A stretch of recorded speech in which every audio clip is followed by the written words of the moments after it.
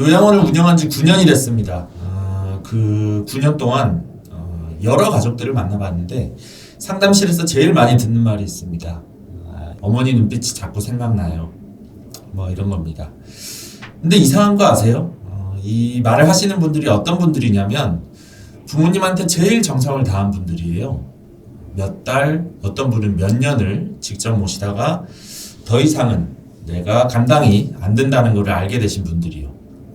그러니까 그 눈빛이 생각난다는 게 무관심해서가 아니라 너무 사랑하니까 그게 찔리는 거죠. 그 죄책감이 이 정체가 뭔지 오늘 좀 같이 들여다보고 싶습니다. KBS 드라마 고백부부 혹시 보신 적 있으신가요? 장나라 씨가 나왔던 드라마인데요. 딸이 과거로 돌아가게 되고 거기서 먼저 세상을 떠난 엄마를 다시 만나게 됩니다. 못다한 것들을 하나씩 채워가는데 어느 순간 딸이 현재로 돌아가지 않으면 자기 자식이 위험해지는 상황이 생겨요. 그 장면 한번 보시겠습니다. 뭐가 뭔지 잘 모르겠어. 이게 무슨 일인가 싶고. 근데 그건 알아. 부모 없이는 사라져도 자식 없이는 못 살아. 이 장면을 봤을 때 그냥 드라마 대사로 지나치지는 못했어요. 왜냐면은 9년 동안 제가 현장에서 본 것들이 딱 이 문장 안에 들어있었거든요. 어르신들이 있습니다. 자식한테서 연락이 오는 날이랑 안 오는 날이 달라요. 자식이 요즘 좀 힘들다는 소식을 들으면 밥을 잘 못 드시는 어르신들이 있고, 반대로 자식이 승진했다, 손주가 상 받았다 이런 말들이 들리면 그날 프로그램 참여율이 달라집니다. 표정이 완전 달라지거든요. 어르신들은 자식이 잘 되는 걸 보고 싶어서 살아가세요. 그게 에너지예요. 그러니까 그 드라마에서 엄마가 자식 없이는 못 살아 라고 했을 때 이건 그냥 자식이 보고 싶다는 말이 아니고요. 자식이 행복하게 살아가는 걸 알아야 나도 살 수 있다는 말이에요. 집에서 부모님을 직접 모시는 거 저는 정말 아름다운 일이라고 생각해요. 진짜로요. 그런데 그 아름다움이 오래 유지되는 경우를 저는 많이 못 봤어요. 이유가 뭐냐면 이 사람이 지치면 달라지거든요. 일은 계속 해야 되고 아이들은 크고 있고 내 몸도 어딘가 안 좋아지기 시작하는데 거기다 밤새 깨가지고 부모님까지 챙기다 보면 내가 바뀌게 되는 거죠. 처음에는 괜찮죠. 내가 하겠다고 한 거니까. 근데 그게 한 달, 두 달, 1년, 3년에서 5년 이렇게 되면 예민해지기 시작해요. 짜증이 올라오죠.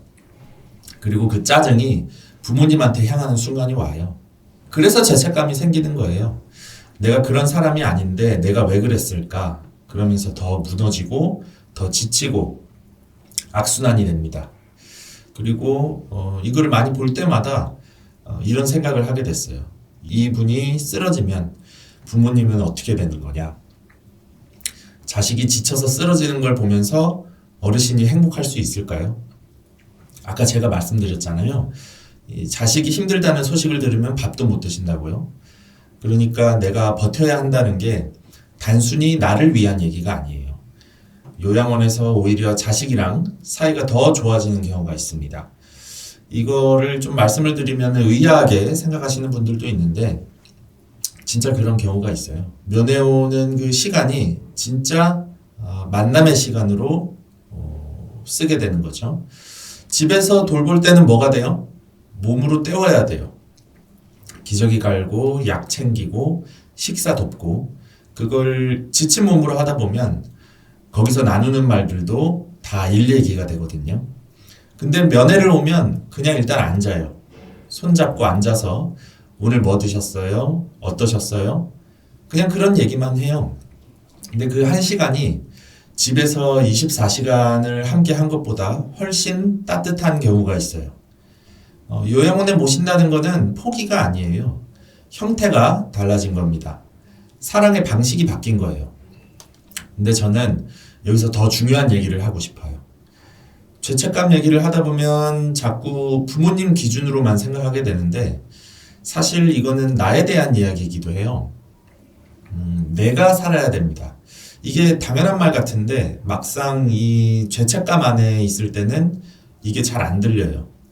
내가 희생해야 한다. 내가 버텨야 한다. 내가 모셔야 한다. 이런 생각만 가득해서. 그런데 한번 생각해 보세요. 그 드라마에서 엄마가 딸한테 왜 돌아가라고 했을까요? 딸이 행복해야 하니까요. 딸이 살아야 하니까요. 부모라는 존재가 그래요. 자식이 잘 살아줘야 부모도 살 수 있어요. 그러면 내가 지금 이 선택을 하는 게 나를 위해서이기도 하지만 부모님을 위해서이기도 한 거예요. 저는 이 이야기를 요양원 얘기로만 하고 싶지는 않아요. 사실 이게 더 큰 얘기거든요. 우리가 살면서 자꾸 이런 상황을 만나요. 내가 희생해야 된다. 내가 참아야 된다. 내가 버텨야 된다. 그게 책임감이고 사랑이라고 믿으면서. 그런데 그렇게 해서 내가 무너지면 그 사랑이 유지가 돼요? 절대 유지가 되지 않습니다. 내가 살아야 사랑을 할 수 있어요. 내가 온전해야 누군가를 온전히 돌볼 수가 있어요. 이게 이기적인 게 아닙니다. 이게 진짜 책임감이에요. 비행기에서 안전 안내를 합니다. 산소 마스크가 내려오면 옆 사람 건 먼저 씌우지 말고 내 거를 먼저 착용하라고 해요. 왜냐하면 내가 의식을 잃으면 아무도 도울 수가 없으니까. 그게 이기심이 아닙니다. 그게 옳은 순서예요. 죄책감이 드는 건 자연스러운 거예요. 그 마음을 억지로 없애려고 하지 않으셔도 됩니다. 다만 그 죄책감이 여러분을 쓰러뜨리게 두지는 마세요. 그 감정의 정체는 사랑이에요. 내가 사랑하기 때문에 생기는 거예요. 근데 그 사랑이 나를 갉아먹기 시작하면 그건 사랑이 아니라 소진입니다. 이 드라마에서 엄마가 또 이런 말을 해요. 울 거 없어. 어떤 슬픔도 무뎌져. 단단해져. 그렇게 돼 있어. 자식 키우다 보면 다 돼. 다 돼. 저는 이 대사가 위로처럼 들렸어요. 근데 또 다른 의미로도 들렸어요. 살면서 이렇게 무거운 결정을 해야 하는 순간이 또 와요. 내가 감당이 안 되는 순간이 또 오거든요. 그때마다 내가 이걸 견뎌야 해. 내가 버텨야 해. 이렇게만 생각하면은 언젠가 분명히 무너집니다.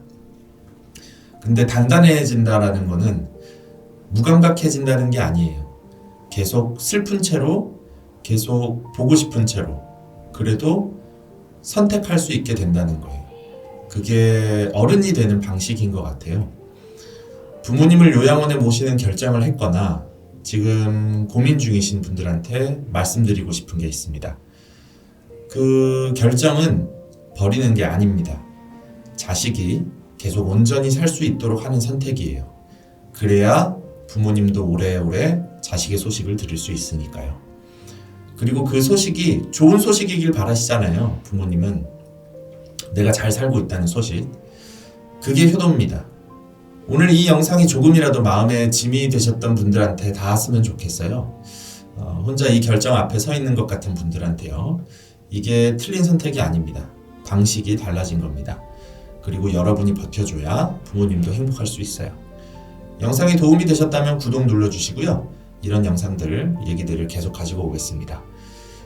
다음에는 요양원에 부모님을 모신 뒤에 면회를 어떻게 하면 더 의미 있는 시간이 되는지 얘기해 보겠습니다. 생각보다 작은 것들이 좀 큰 차이를 만들더라고요. 감사합니다.